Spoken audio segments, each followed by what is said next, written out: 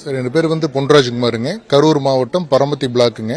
நாங்கள் வந்து கோடந்தூர் முருங்கை உழவர் உற்பத்தியாளர் நிறுவனம் சொல்லிட்டு விவசாயிகளால் ஃபார்ம் பண்ண இந்த நிறுவனமுங்க.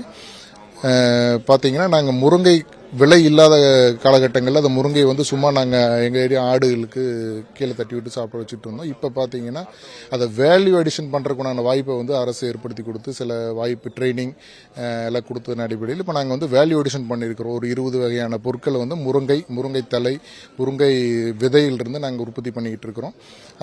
அதில் பார்த்தீங்கன்னா இப்போ முருங்கை தலையிலிருந்து பவுடர் ஃபார்ம் காயை ட்ரை பண்ணி பவுடர் பண்ணி அதை கேப்சூலாகவும் மாத்திரையாகவும் பண்ணி ஒரு ப்ராடக்ட் இங்கே எடுத்துகிட்டு வந்துருந்தோம் மார்க்கெட்டுக்கு, பையர் செல்லர் மீட்டுக்கு. அதில் ஒரு 4 பையரை வந்து மீட் பண்ணுறதுக்கான வாய்ப்பு ஏற்படுத்தி கொடுத்துருந்தாங்க, பார்த்துருந்தோம்.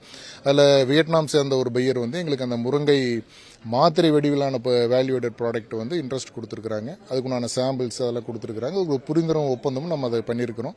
அதுக்குண்டான சாம்பிள்ஸ் அனுப்பிச்சு கொடுத்துருக்கோம். இது வெற்றிகரமாக இருக்கிற பட்சத்தில் எங்களுடைய கிராமத்தில் இருக்கக்கூடிய ஒரு 500 விவசாயிகளுடைய அவங்களுடைய வாழ்வாதாரம் வந்து முன்னேறதுக்கான வாய்ப்பாக கிளம்பிச்சிருக்குதுங்க. இது நாங்கள் முதல் முறையாக இன்றைக்கு ஏற்றுமதி அப்படிங்கிற ஒரு வாய்ப்பை நோக்கி இன்னைக்கு முதல் படி எடுத்து வச்சிருக்கிறோம். இது மேலும் வந்து சிறப்பாக அமையும் நாங்கள் நினைக்கிறோம். எத்தனை வகையான ப்ராடக்ட்ஸ் முருங்கையிலேருந்து செய்ய முடியும்? நீங்கள் எவ்வளோ செஞ்சுட்டு இருக்கிறீங்க இப்போ?